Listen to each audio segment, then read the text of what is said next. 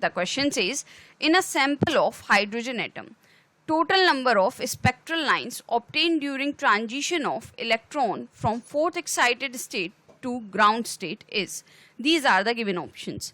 हमसे इस क्वेश्चन में कहा जा रहा है कि हाइड्रोजन एटम का एक सैंपल है, इसमें कितनी total number of spectral lines obtain होंगी जब ट्रांजिशन हो रहा होगा इलेक्ट्रॉन का from fourth excited state to ground state.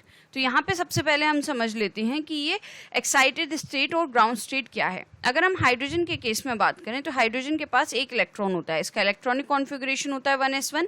तो यहाँ पे ये ग्राउंड स्टेट में जब इलेक्ट्रॉन होता है तो ये प्रिंसिपल क्वांटम नंबर जिस शेल का 1 होता है, दैट मीन्स फर्स्ट शेल में ये इलेक्ट्रॉन रह रहा होता है. अब अगर हम यहाँ पे इसको इस तरीके से समझें, ये हाइड्रोजन के लिए है ग्राउंड स्टेट, तो इसके लिए n की वैल्यू हो गई 1.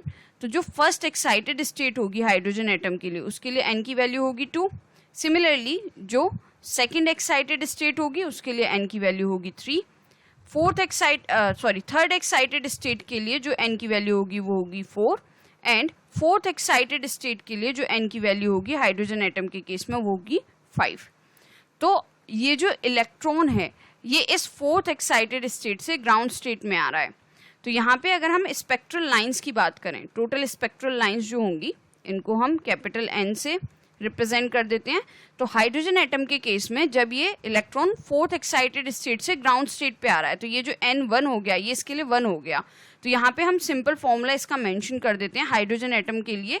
जब इलेक्ट्रॉन ग्राउंड स्टेट पे आ रहा हो तब स्पेक्ट्रल लाइंस को कैलकुलेट करने के लिए जो फॉर्मूला हम यूज करते हैं वो होता है हाइड्रोजन एटम के केस में n-1/2. अब यहाँ पे ये जो n है ये रिप्रेजेंट कर रहा है कि ये जो एक्साइटेड स्टेट है उसके लिए प्रिंसिपल क्वांटम नंबर n की वैल्यू क्या है. तो एक्साइटेड स्टेट है हमारी फोर्थ एक्साइटेड स्टेट जिसके लिए n की वैल्यू है 5. तो हम यहाँ पे इसको पुट कर देंगे तो ये हो जाएगा, मैं नीचे यहाँ पे इसको मेंशन कर देती हूँ. So this will be 5 1/2. ये हो जाएगा 5 × 4/2. तो स्पेक्ट्रल लाइंस जो आ जाएंगी हमारी हो जाएंगी 20/2, दैट मीन्स 10. तो इलेक्ट्रॉन हाइड्रोजन एटम के केस में जब फोर्थ एक्साइटेड स्टेट से ग्राउंड स्टेट पे आ रहा है तो टोटल स्पेक्ट्रल लाइंस जो होंगी वो होंगी 10. तो यहाँ पे जो हमारा करेक्ट आंसर होगा इस क्वेश्चन के लिए अगर हम अपने ऑप्शंस को देखें तो यहाँ पे ये जो ऑप्शन सी है ये हमारा करेक्ट आंसर होगा. So I will just conclude it here now. I will write this at the end that the correct answer